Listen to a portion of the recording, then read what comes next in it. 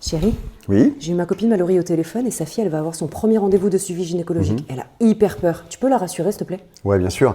C'est pas rien ce premier rendez-vous, hein. C'est important que ça se passe bien. Souvent, les mamans d'adolescentes me demandent à quel âge elles doivent prendre rendez-vous pour leur fille.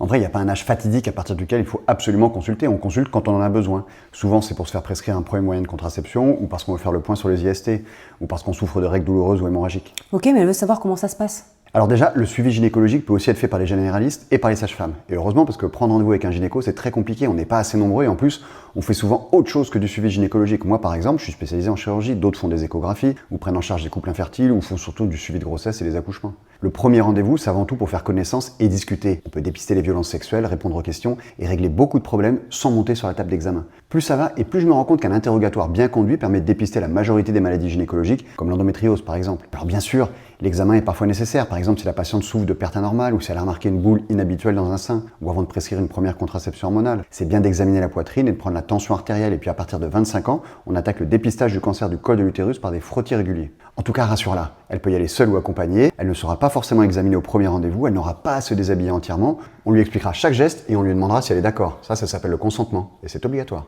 Ok, merci chérie. Je t'en prie.